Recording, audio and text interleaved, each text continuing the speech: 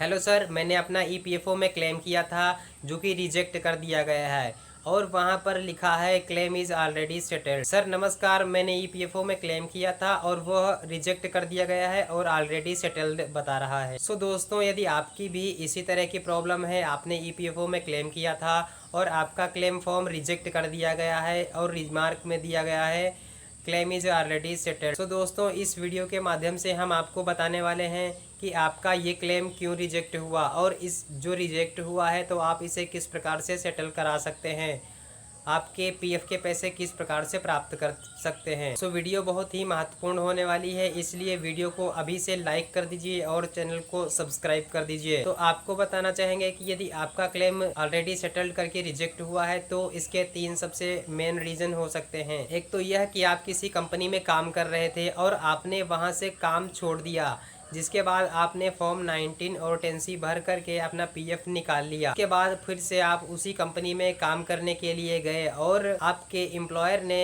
फिर से उसी मेंबर आईडी में आपका पीएफ का बैलेंस ऐड करना शुरू कर दिया, यानी कि आपका एम्प्लॉयर उसी मेंबर आईडी में पैसे जमा करने लग गया। उसके बाद जब आप काम छोड़ेंगे और आप अपना पीएफ निकालने के लिए फॉर्म 19 और 10C भरेंगे, तब ईपीएफओ आपका क्लेम रिजेक्ट कर देगा और वहां पर ऑलरेडी सेटल्ड आएगा। और दूसरा मेन रीजन ये हो सकता है कि आप किसी कंपनी में काम कर रहे थे और वहां से आपने काम छोड़ दिया, जिसके बाद आप फॉर्म 19 और 10C भर करके अपना पीएफ निकालेंगे। आपने उस कंपनी से अपना पीएफ निकाल लिया, पर आपने उससे भी पहले किसी कंपनियों में काम किया था जिसका पीएफ आपने नहीं निकाला। और फिर जब आप पासबुक चेक कर रहे होते हैं, वहां पर आपने देखा कि आपके पीएफ पासबुक में तो बैलेंस पड़ा हुआ है। जब वह आप निकालने के लिए फिर से क्लेम अप्लाई करेंगे तो वहां पर आपको ऑलरेडी सेटल्ड करके आपका क्लेम फॉर्म रिजेक्ट कर दिया जाएगा। और तीसरा रीजन यह हो सकता है कि आपने कंपनी में काम किया और उसमें से आपने काम छोड़ने के बाद फॉर्म 19 और 10C भर करके पीएफ निकालने के लिए अप्लाई किया, तो पीएफ ऑफिस वालों ने आपका फॉर्म 19 और 10C